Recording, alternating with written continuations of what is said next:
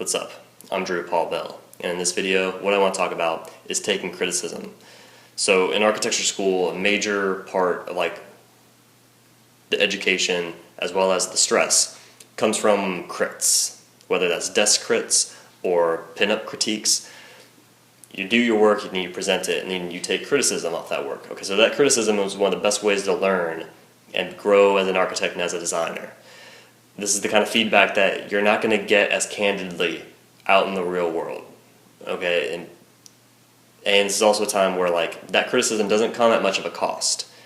Yeah, you might feel silly or whatever, some stress on the inside, yeah, it probably didn't feel great, but it was way better than criticism after you've already invested huge amounts of time, effort, energy, resources, material, and money. You've actually built something that doesn't work. Instead, you can have this now in school, and this is hugely beneficial. But in order to do that, you can't take the criticism too seriously. And one thing that you need to do is not take it personally.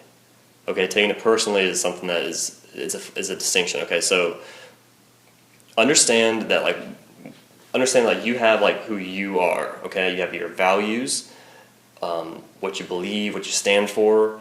And you're probably growing and to understand yourself even more if you're in college. This is a major time in your life to get that figured out. So if you don't know that in your year 1, 2, 3, it's okay, but grow towards understanding that. Okay, understand who you are and understand that is separate from the work behind you.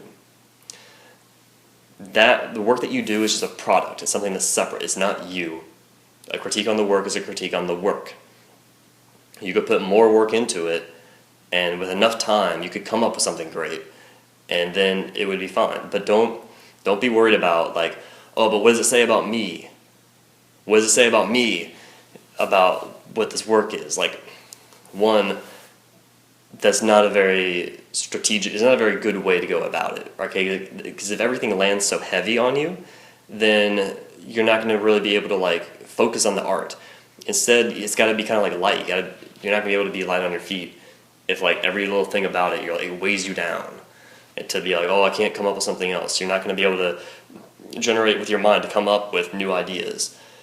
So that's not going to be beneficial. The other thing is the very nature about art is that it's giving. Okay, so to be better at art, you can't be worried about what does it say about me. Imagine the actor or the actress who they say their lines, and then they're always did I say it right? And they're constantly looking around to see, pinging off of the environment to see did they do it right. If you're constantly worried about what does it say about me? Am I a good actor? Am I a good architect? Am I good at designing? That's not the energy that's going to create good art. So if you keep worrying about that, then that's just going to make you spiral farther and farther down into the problem. There's a fine line to walk now, right? But now there's a fine line to walk, right, between self-acceptance and self-improvement. Okay, and this is a balance that it's kind of like a tightrope walk. Okay, it's a challenge, but accept yourself for where you're at right now and be able to look objectively at what you've done. Okay, understand also too that your actions are not who you are. Look at the actions and critique those, and don't be oh, but I'm terrible because of this. Don't be because I'm lazy because of this. Instead, tell yourself, okay, I want to do better at this. I didn't quite put forth the effort. The action that went into it didn't result in what I wanted to result in. What can I do now to improve that so it doesn't happen again? Separate who you are from what you did and from what you produced. Once you do that, then it's going to be a lot lighter on you. Okay, you're not going to be weighed down by every little piece of criticism, and you're going to actually be able to go and improve on each and every one of these things. Okay, so again, I know I get it. It's a challenge. There's this fine balance between self-acceptance and self-improvement, but don't tie up your own identity in what you do and in what you did. Focus on what you can do to improve those things, but understand that that's separate from you. Don't take it personally. And that is going to be how you take criticism better in architecture school.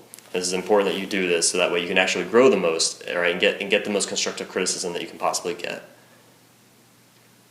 Alright, so I hope this helps you.